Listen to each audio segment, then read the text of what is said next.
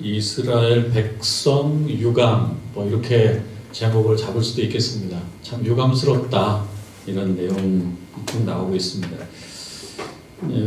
우리나라 대표적인 스포츠 스타들 뭐 많이 있죠. 요즘에 축구는 뭐 손흥민 선수는 뭐 세계적인 선수인데, 그 전에 박지성 선수가 있고 야구에 이승엽 선수가 있었는데, 왜 두 사람 얘기를 왜 하냐면, 박지성 선수와 이승엽 선수의 아버지가 가끔 인터뷰도 하고 그랬던 것 같아요. 제 기억으로 정확히 워딩이 생각이 나는 건 아닌데요. 근데 이 두 분 그 아버지, 아주 훌륭한 스포츠 스타를 아들로 둔 이 아버지들과 이야기를 나눌 때 좀 재밌는 이야기를 하시는 거예요. 나는 다시 태어나도 지성이 아빠로 태어나고 싶다고. 이게 좀 말이 거꾸로 된 것 같아요. 내가 다시 태어나도 누구 아들로 살고 싶다 이렇게 되는 것이 아니고, 내가 다시 태어나도 지성이 아빠로 살고 싶고, 다시 태어나도 승엽이 아빠로 살고 싶다. 이 직업만큼 좋은 게 없다, 이런 얘기. 지성이 아빠만큼, 그리고 승엽이 아빠만큼 좋은 직업이 없다. 참 닮았을 테지만 아들들이 워낙 출중해서 아버지가 빚을 많이 본 케이스일 것 같아요. 본인도 영광을 많이 받는 거죠.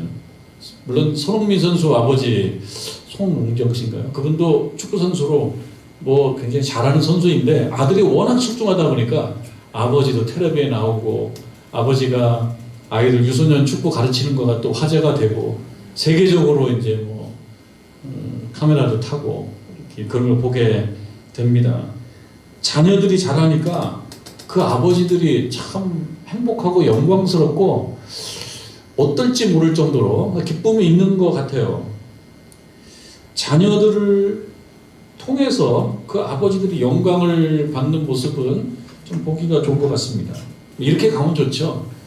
참 아버지와 아들의, 어떻게 보면 아버지도 그런 잠재력이 있었겠지만 이 아들들이 시대를 잘 만나가지고 워낙 세계적인 스타가 된 거예요. 참 보기는 좋습니다.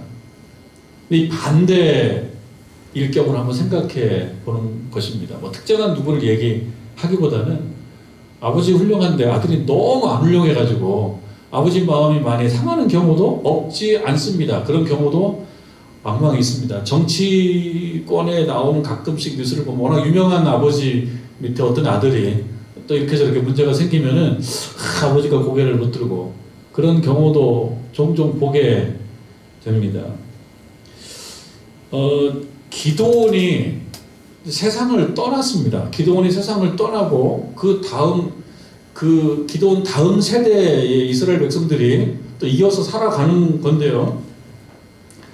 29절부터 읽었습니다. 29절. 요아스의 아들 여룹바알이 돌아가서, 이 여룹바알이 기드온입니다. 기드온이에요.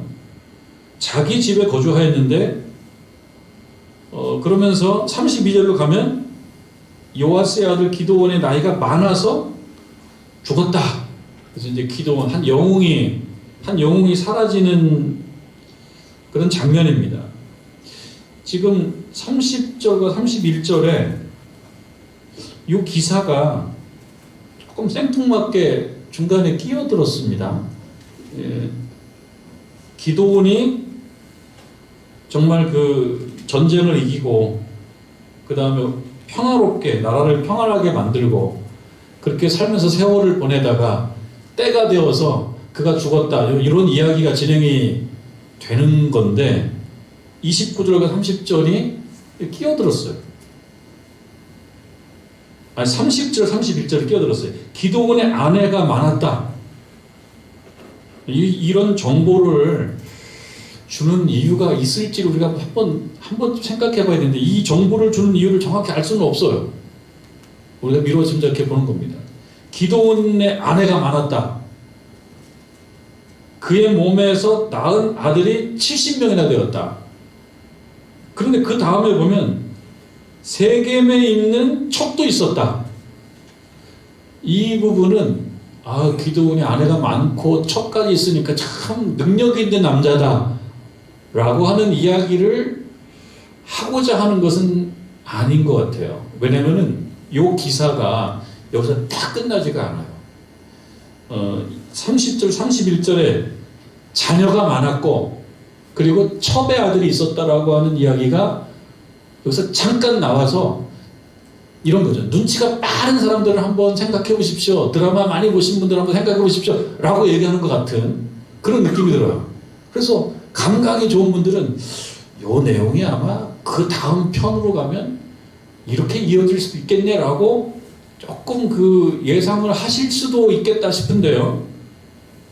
30절, 30절에 살짝 이것이 나오고 이 기사는 없어집니다. 그리고 계속 없어지는 것이 아니고 9장에 가면 요 살짝 나왔던 이야기가 되살아나서 또 한 편을 만들어요. 영화 한 편을 또 만들어요.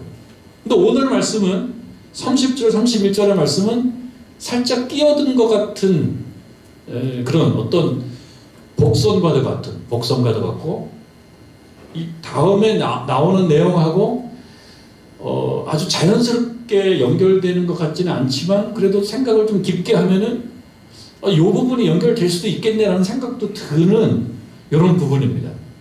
그래서 30절, 31절은 살짝 끼어들었다고 얘기하고 넘어가야 되는 부분입니다. 기드온의 아내가 많았고 그의 몸에서 낳은 아들이 70명이었고 그 다음에 세겜의 첩이 있었고 그 첩이 또 아들을 낳았고 근데 그 아들의 이름이 아비멜렉이었다. 그런데 멜렉이라고 하는 말은 멜렉, 이게 히브리어로 왕이라는 말이거든요. 왕. 아비는 그야말로 아버지예요. 아버지. 그래서 아비에는 여기는 그 뭐라고 할까 뒤에 아버지의 그 뒤에 또 소유격이 뭔가 있어요. 그래서 아비 하면은 히브리어로 뭐뭐의 이게 들어가 있어요. 그래서 아비 하면은 나의 아버지. 나의 아버지는 왕이다. 그런 뜻입니다. 영어로 얘기하면 뭐 영어 잘하는 분들은 이것이 A는 B이다. 이게 이 형식 문장인가? 그러네? 이렇게 이제 얘기할 만한 그런 문장입니다. 아비멜렉이라는 것이 하나의 문장이에요. 나의 아비는, 나의 아버지는 왕이다. 요 말에서도 조금 복선이 있어요. 그러니까 사사기는 어떤 말씀이냐면 이들에게 왕이 없어서 자기 소견에 옳은 대로 행하는 이러한 어떻게 보면 무지하고 무모하고 그리고 무식하고 이런 부분이거든요. 이스라엘 백성들의. 그런데 여기 보면 아비멜렉 나의 아버지는 왕이시다. 근데 아비멜렉이 누구의 아들입니까? 기드온의 아들이에요. 여룻발이라고 이야기하기도 하는 기드온의 아들이 아비멜렉이에요. 그럼 아비멜렉이라고 하는 그 아들의 이름인데 이 이름이 내 아버지는 왕이야. 그러면은 누가 왕이라는 것일까요? 기드온이 왕이라는 건가? 라고 생각을 하게 되죠. 이 이름은 도대체 누가 진 거야? 그건 안 나와요. 이 이름을 누가 진 건지에 대한 얘기는 없죠. 엄마가 지었는지, 첩인 엄마가 지었는지, 아니면은 아버지가 지었는지, 아버지가 이름 짓기 힘들었을 것 같아요. 70명이나 이름 졌을 거 아닙니까?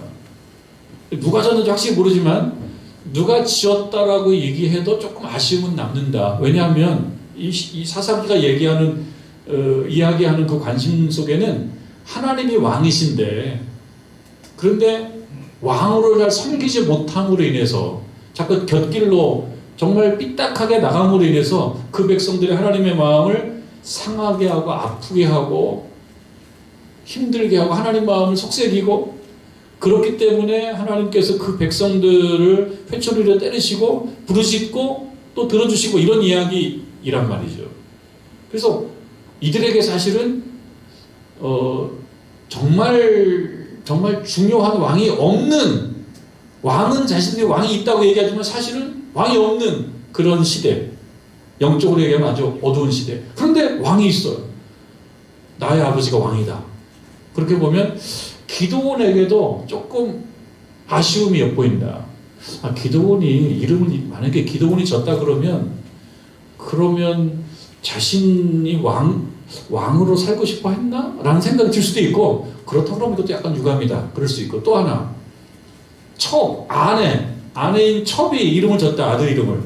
그러면 그거에 대해서 전혀 모르지 않았을 텐데 제지하지 않고 짚어주지 않고 결국 아비멜렉이라는 이름으로 남았다라고 하는 면에 있어서 조금 부주의함, 이런 면도 기드온에게 좀 있지 않나라고 생각하게 되는 것입니다. 근데 결국 이 아비멜렉이 뒤에 나오면요, 어마어마한 트러블 메이커가 됩니다. 어마어마한 문제를 만들어내는 사람인데요. 근데 요 지금 30절, 31절 이 말씀이 살짝 끼어들고 없어질 듯 하지만 사실은 뒤에 나올 매우 정말 안타깝기도 하고 참 말하기도 좀 안 좋은 그런 사건의 주인공이에요. 이 부분은 나중에 나온다는 얘기죠. 그리고 띄어서 이제 32절로 가는 것입니다. 요아스의 아들 기드온의 나이가 많아서 죽음에 아비에셀 사람의 오브라에 있는 그의 아버지 요아스의 묘실에 장사되었다. 기드온이 죽었다. 자, 근데 이제 33절로 가보면요, 기드온이 죽고 난 이후에 벌어지는 상황입니다. 그럼 기드온이 죽고 난 이후에 벌어지는 상황은 기드온과 무관할 것이냐? 여러분 어떻습니까? 무관할 수가 없죠. 우리는 사실은 다 연결되어 있죠. 특히나 기드온은 이 백성들에게, 이스라엘 백성들에게 상당한 정도의 영향력을 행사했던 사람이었기 때문에 기드온이 죽고 난 이후에 벌어지는 그 어떤 영적 풍경, 기드온이 죽고 난 이후에 벌어지는 이스라엘 백성들이 보여주는 모습들, 이것과 기드온이 살아있을 때, 여기 40년 동안 그 땅이 평온했다고 그랬는데, 그 오랫동안 기드온의 영향을 받았을 수 있는 이 사람들에게 보여주는 매우 유감스러운 모습을 볼 때, 기드온도 좀 유감스러울 수밖에 없다. 그런데 어쨌든 기드온도 유감스럽지만, 이 이스라엘 백성들이 기드온의 약간 부족한 부분, 예를 들면 어떤 부분입니까? 지난주 우리 배웠을 때 기드온이 전쟁에서 이기고 모든 영광은 하나님이 받으셔야 된다고. 이스라엘 백성들이 당신이 우리의 왕이 되십시오. 당신의 자녀들 또한 우리가 섬기겠습니다. 라고 얘기했을 때 기드온이 그렇게 얘기하지 않습니까? 23절이죠. 8장 23절에 기드온이 그들에게 이르되 내가 너희를 다스리지 아니하겠다. 나의 아들도 너희를 다스리지 아니할 것이다. 여호와께서 너희를 다스릴 것이니라. 이렇게 얘기하면서 어찌 보면 굉장히 좋은 모습을 보여줬습니다. 하나님께서만 다스릴 거고 하나님께서는 왕이시다. 그런데 그 아들 이름은 아비멜렉이에요. 약간 아이러니해요. 그리고 또 이 하나님께서만 다스리고 하나님께만 영광을 돌려야 된다라고 얘기해놓고, 그런데 내가 한 가지 좀 할 얘기가 있는데 그 있잖아, 금귀걸이 좀 있으면 좀 그거는 좀 하나씩 좀 줬으면 좋겠어요. 금귀걸이는 내가 좀 필요하거든요. 그래서 금귀걸이를 이만큼 모으잖아요. 그거 가지고 뭘 만들어요?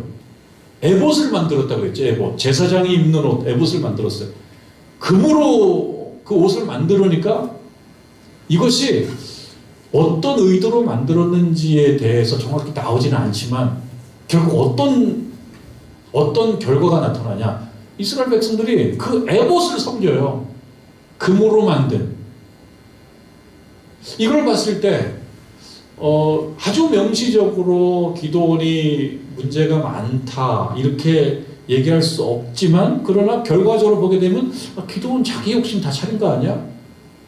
그러면서 그걸 가지고 자기가 사는 곳 27절에 보면 자기의 성읍 오브라에 두었다. 자기의 성읍 오브라에 금으로 만든 에봇을 둠으로써 그 지역이 매우 상징적인 타운이 되죠. 자기의 성읍 오브라가 매우 상징적인 타운이 됩니다. 여기에 뭐가 있습니까? 금으로 만든 에봇이 있고 사람들이 그 에봇을 섬겨요. 그런데 결과적으로 어떻게 됩니까? 그 에봇이, 그것이 그의 집의 올무가 되었다. 그의 집이라고 하면은 좀 넓게 보자면 이스라엘 백성들입니다. 이것이 결국 올무가 되었다. 그러니까 뭡니까? 기드온이 남긴 조금 불찰이라는 면들이 좀 있다는 거예요. 그가 죽었을 때 어떻게 보면 콩 심은 데 콩 나고 팥 심은 데 팥 나는 것이 맞는데 어느 경우는 팥 심었는데 콩이 났으면 얼마나 좋을까. 그러니까 아까 처음으로 돌아가면은 내 자식 중에 박지성이라는 애가 태어날 줄이야. 내 자식 중에 이승엽이 태어날 줄이야. 내 자식 중에 손흥민이 태어날 줄이야. 그냥 팔자가 너무너무 좋아진 거예요. 근데 지금 이런 기적이 이 기도원에게는 없어요.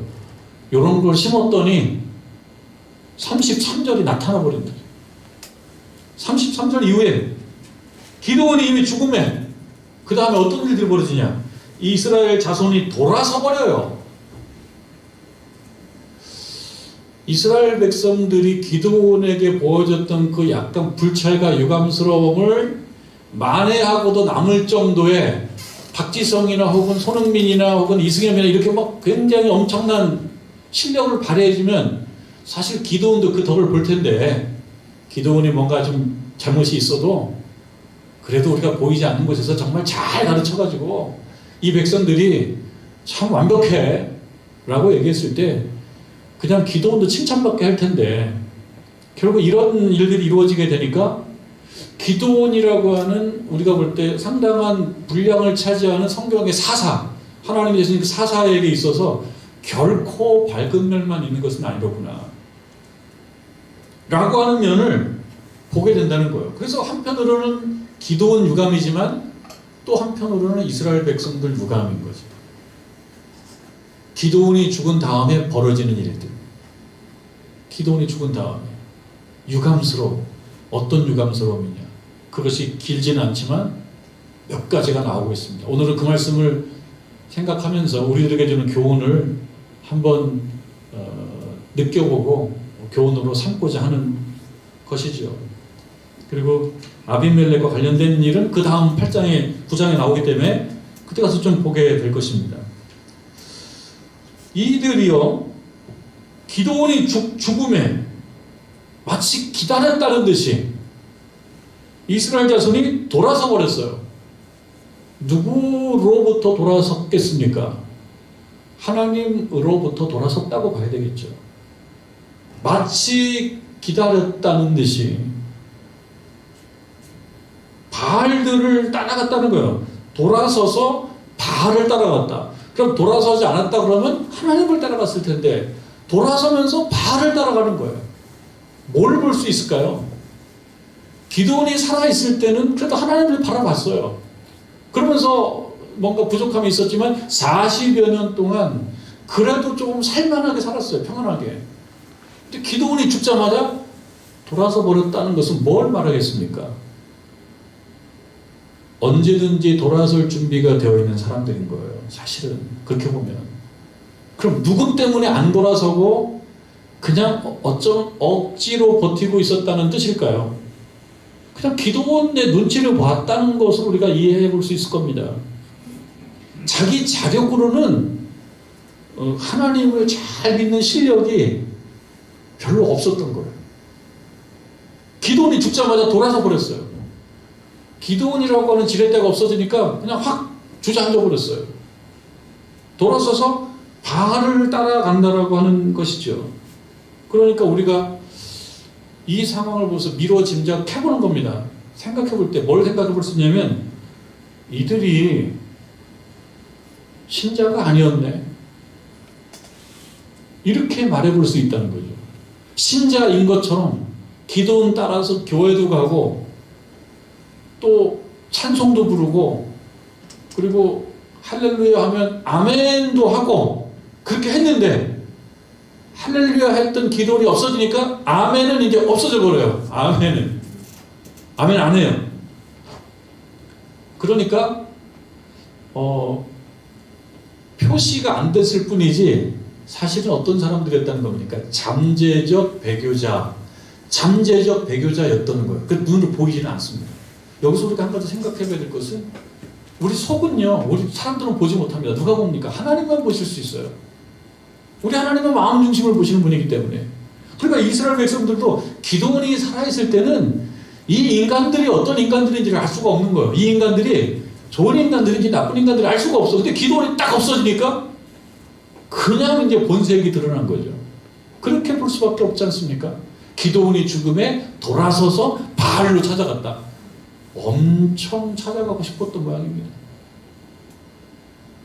그 기드온만 없으면 어찌 보면 기드온이 한편으로는 불편한 존재, 그냥 잔소리꾼인 거죠. 이 기드온이 없으면 교회도 안 가고 그리고 다른 데 가고 그랬었을 텐데 기드온 때문에 그래도 오래 참았죠. 죽음에 돌아서 버립니다. 잠재적 배교자였습니다. 기드온 때문에 믿는 척하고 살았던 사람이 아니었느냐? 그럼 우리들도 스스로 생각해 봅니다. 우리들 기드온 없으면 제대로 믿을 수 있을까? 여러분 각자 개인적으로 질문하는 거예요. 나는 기드온이라고 하는 그 감독이 없어도 내 신앙생활을 내가 해나갈 수 있을까? 독립할 수 있을까? 신앙적으로. 신앙적인 자율주행을 내가 할 수 있을까? 아니면 기도만 없으면 그냥 막 이쪽으로 저쪽으로 가고 막 눈에서 왔다 갔다 하는 자동차처럼 여기 들여받고 저기 들여받고 혹시 그러지 않을까? 자문을 해보는 겁니다. 자문. 스스로. 모습을 돌아보는 거죠. 내가 스스로 신자라기보다는 나 스스로 내가 사실 신자라기보다는 신자이어야 하기 때문에 신자로 보여야 하기 때문에 신자의 모습을 하고 있는 것은 아닌가라고 스스로에게 질문해 봐라라고 하는 그 도전을 이 부분이 우리들에게 주고 있는 것이죠. 기드온이 이미 죽음에 이스라엘 자손이 돌아서서 바알을 따라갔다. 바알을 따라가지 않으면 없을 일들이 이제 이루어지기 시작합니다. 그래서 음행이라고 한 건데 종교적 타락이라고 볼 수 있습니다. 바알 신앙에서 요구하고 바알 신앙의 어떤 형식에 따라서 가는 거죠. 그 바알 신전에서 벌어지고 있는 그런 당시에 음행이라고 표현하는 문란한 종교 생활을 따라간 거예요. 또 그 다음에 또가 나오죠. 엔드. 그리고 바알 브릿을 자기들의 신으로 삼았다. 이건 정말 이런 일이 벌어지면 안 되죠. 아니 이 사람들이 어떤 사람들이었습니까?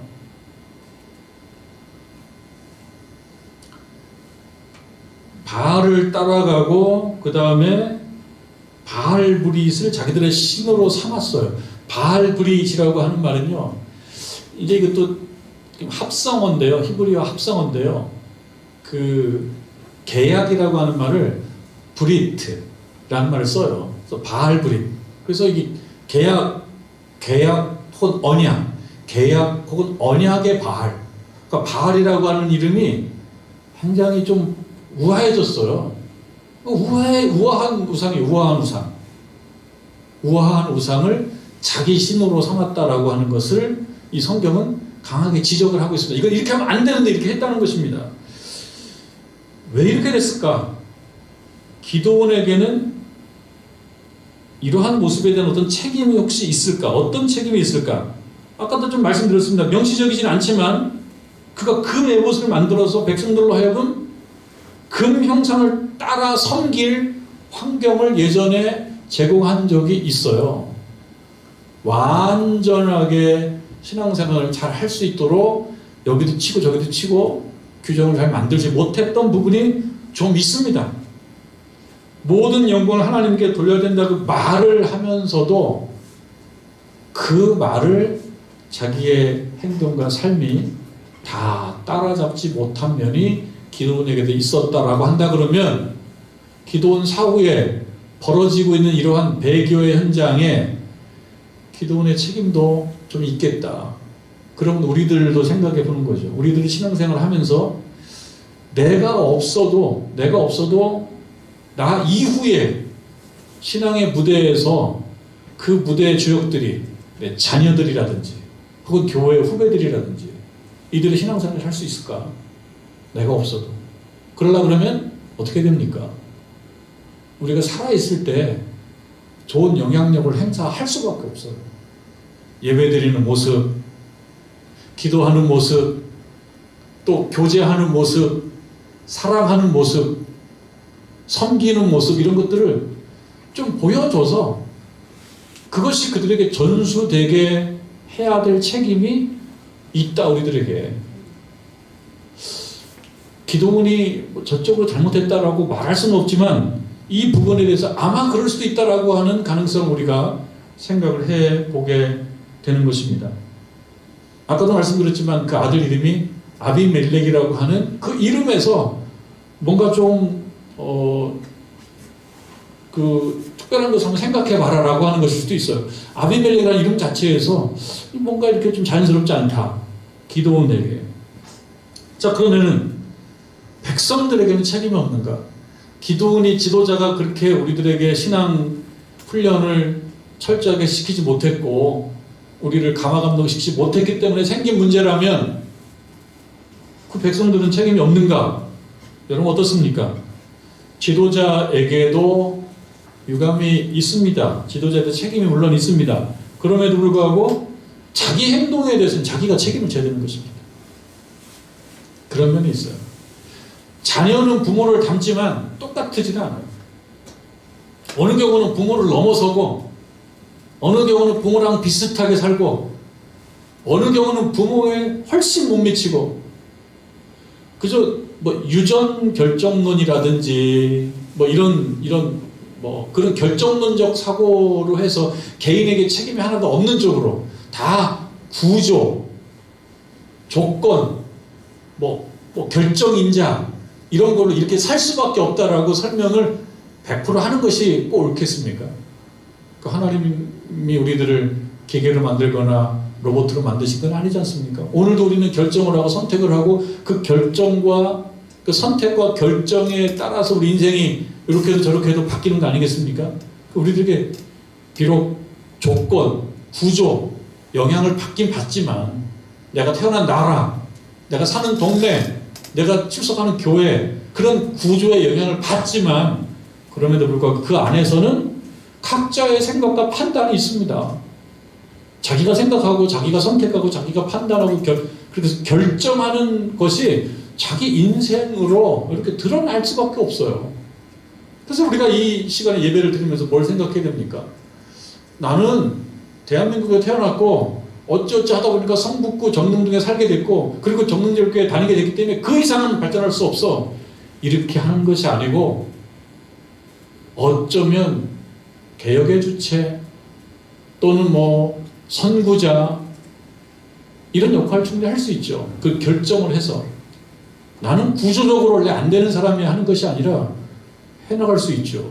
어느 정도까지는 해나갈 수 있죠. 그러니까 비록 이스라엘 백성들이 지도자가 어느 부분을 충분히 잘 해내지 못했다고 하더라도 자기 자신들이 해야 될 몫이 있습니다. 나는 나인 거예요. 내가 잘못 산다, 내가 잘못 산 거에 대한 책임을 내가 질 수밖에 없는 거예요. 그런 의미에서 기도원 쪽으로 전적으로 유감이 있다, 기도원에 문제가 있다라고 들 수가 없습니다. 기회가 될 때 우리가 하나님 열심히 믿고 또 예배 잘 드리고 말씀 잘 듣고 기도하고 그러면서 스스로 자기 실력을 갖추는 거예요. 자기 실력을. 못 갖추면 어떻게 됩니까? 기도원 떠나면 돌아서서 바알 따라간다는 얘기예요. 주위의 모든 34절에 보면요. 이스라엘 자손이 주위의 모든 원수들의 손에서 자기들을 건져내신 여호와 자기들의 하나님, 자기들이란 말을 강조합니다. 자기들의 하나님, 다른 하나님이 아니에요. 저 사람들의 하나님, 그들의 하나님, 그게 아니고 자기의 하나님. 자기 하나님은 무슨 뜻입니까? 자기 하나님이니까 자기가 섬겨야 되는 거죠. 자기 부모님 자기가 섬겨야 되는 거죠. 자기 부모님인데 남의 부모님 대하듯이 하고 자기 부모님 자기가 섬길 의무가 있는 것입니다. 여기 자기라는 말을 강조하고 있어요. 자기 하나님을 기억하지 않아요. 그리고 남의 신한테 가서 그것이 자기 하나님이라고 지금 찾아가고 있는 이 부분. 그러니까 하나님은 어떤 하나님이냐? 주위의 모든 원수들의 손에서 자기들을 건져내셨대요. 자, 여러분, 여기서는 중요한 겁니다. 우리가 지금까지 살아오면서요, 주변의 원수들이라고 표현하는 인생의 곤경들이 있어 왔을 것입니다. 여기는 이제 원수들이라고 표현했습니다. 내 힘으로 할 수 없는 어려운 문제들, 내 힘으로 할 수 없는 어려운 문제들. 그럴 때 어떻게 합니까? 신자들은요, 내 힘으로 할 수 없는 어려운 문제에 직면했을 때 그때 비로소 또 하나님을 찾습니다. 내 힘으로 할 수 없는 어려운 문제에 직면하면 교회 몰래 와요. 교회 몰래 와서 차가운 3층에 가서 기도도 하고요. 또 누구에게 말은 안 하지만 몇 끼씩 금식도 하고, 또 새벽기도 안 하시는 분들이 또 슬쩍 새벽기도 나오시고. 근데 그거는 잘하는 거라고 생각해요. 왜냐? 어려운 문제가 있는데 이 문제를 해결해 줄 수 있는 분은 하나님이다라고 하는 그냥 믿음이 있기 때문에, 그렇게 보면 곤경 혹은 고난의 어떤 그 장점도 있는, 유익함도 있는 것 같아요. 그 이스라엘 백성들이 주변에 적들이 막 압박하니까 어떻게 했습니까? 부르짖었죠. 누구에게요? 하나님께 부르짖었습니다. 어떻게 해요? 도와달라고, 우리를 구원해달라고. 그때 하나님께서 사사를 세워주죠. 그래서 그 사사를 통해서 적들을 어떻게 하냐면 이 말씀처럼 물리치고 건져주시죠. 그 다음에 뭐가 옵니까? 28절 제 끝에 나오는 것처럼 40년 동안 그 땅이 평온하였더라. 평온이 오죠. 곤경, 고난이 있어요. 부르짖음이 있어요. 하나님의 들어주심이 있습니다. 그리고 사사를 세워주십니다. 그리고 싸워서 이기게 해주십니다. 그 다음에 평화를 주십니다. 이것이 사사기에서 보여주는 패턴이에요. 패턴. 사사기의 패턴이거든요. 그럼 여기서 이제 이런 혜택을 본 백성들에게 기대되는 모습이 있습니다. 이거 어렵게 말씀드렸는데요. 은혜를 경험하고 하나님으로부터 복을 받은 자들에게 마땅히 기대되는 모습들은 무엇입니까? 예배자예요. 예배자. 그리고 돌아서서 바알로 가면 안 되는 거예요. 충성하는 거예요. 영광 돌리는 거예요. 감사하는 거예요. 하나님의 은혜에 따라오는 거는요, 감사합니다. 하나님의 은혜가 정말 나에게 정말 은혜가 임했을 때 나에게 기대되는 것은 뭡니까? 감사합니다. 그리고 하나님께 영광 돌리는 거거든요. 그런데 어떻게 되는 거예요? 잊어버렸다는 거예요. 기억하지 않는다는 거예요. 이 부분을 우리 삶에 적용해 보라는 것입니다. 우리도 살아오면서 원수라고 표현하게 되는 인생의 고난과 곤경들이 좀 있었는데 그때 우리가 기도했단 말이죠. 근데 그 기도를 하나님이 들어주셔서 사실은 해결된 것들이 꽤 많습니다. 저도 생각나는 게 있고요. 여러분들도 기도가 응답받는 경험들이 있을 겁니다. 그런데 문제는 뭐냐면 시간이 지나면 잊어버려요. 시간이 지나면 하나님께서 꼭 역사해 주셨다라고 봐야 돼? 꼭 반드시 그렇게 봐야 되라는 생각이 들어요. 그리고 다른 어떤 원리를 자꾸 적용하고 싶어요. 나도 그때 사실 뭐 열심히 했어. 아유, 나도 그때 참 정말 발버둥 쳤어. 기도 안 해도 내 발버둥으로라도 해결될 문제야. 이렇게 자꾸 생각이 들어요. 그러다가 점점 멀어집니다. 누구하고? 하나님하고 멀어집니다. 영광 돌리지 않게 됩니다. 그것이 여기서 나오는 지적입니다. 뭐라고 지적합니까? 자기들을 건져내신 여호와 자기들의 하나님을 기억하지 않는다. 지적이죠. 굉장한 큰 지적입니다. 또 35절 여룻바알이라고 하는 기드온이 이스라엘에게 베푼 모든 은혜를 따라 그의 집을 후대하지도 않았다. 이것은 하나님을 향한 어떤 믿음의 표현, 감사, 찬양의 표현이 꼭 필요하지만 또 한편으로는요, 사람은 사람과 같이 살지 않습니까? 나에게 은혜를 준 사람, 뭔가 훌륭한 사람들에 대해서 고마워할 줄 알아야 됩니다. 그러니까 우리들도요, 고마워할 줄 알아야 되는 거예요. 예를 들면요, 정릉제일교회를 처음에 시작하셨으면서 신앙의 본을 보여줬던 저보다 더 잘 알고 계신 신앙의 선배님들, 여러분 생각나시는 분이 있다 그러면 그분들에게 고마워하는 거죠. 부모님들 중에서 신앙이 너무 정말 모범적이었던 분이 있다, 그분에게 고마워해야 되죠. 나라를 가보면 이 나라를 정말 이 절체절명의 상황 속에서 자신들의 목숨을 버리면서 지켜내고 이만큼 채우는데 중추적인 역할을 했던, 자기를 돌보지 않았던 사람들이 있다 그러면 고마워해야죠. 고마워해요. 은혜는 다 잊어버리고 내 공로만 생각하면 안 되고, 받을 때는 아쉬워서 받는데 시간 지나면 딱 얼굴 바꾸고, 그거 안 된다라는 얘기 하는 겁니다. 지금 기드온을 보면서 기드온이 이스라엘에 베푼 은혜가 있는데 기드온의 자식들을 다 홀대해요. 기드온의 자녀들을. 여기에 보면 후대하지도 않았다라고 되어 있는데, 이 후대하다라고 하는 말이 히브리어 원어에는 아수 헤세드라는 말로 써요. 아수 헤세드. 근데 이 아수는 행하다라고 하는 말의 3인칭 복수형이에요. 그러니까 그들이 행하지 않았다라는 거예요. 뭘? 헤세드를. 헤세드는 뭐냐면요, 신의 성실, 오늘날 얘기하면 뭐 법학개론에 나오는 말이에요. 신의 성실을 하지 않았다는 거예요. 성실하지 않고, 신의를 지키지 않고, 의리를 지키지 않고, 어떤 신뢰하지 않고, 은혜를 잊어버리고, 예의가 없이 이렇게 했다는 겁니다. 그러니까 우리가 살아가면서 하나님을 향하여 감사하고 영광 돌리고 찬양 드리는 것이 필요하면서, 또 동시에 같이 살아가는 사람들, 내 인생에 큰 유익이 되고 도움이 되고 나를 응원하고 지지해줬던 사람들을 향하여 고마운 마음을 갖는 것도 필요하더라. 그런데 그걸 다 잊어버리는 것은 인륜이 아니다 라고 하는 지적까지 하고 있는 것입니다. 그래서 오늘 말씀은 기드온 유감, 이스라엘 백성 유감, 그것이 기드온이 죽고 없어지니까 확 나타납니다. 그래서 우리들 어떤 생각해야 됩니까?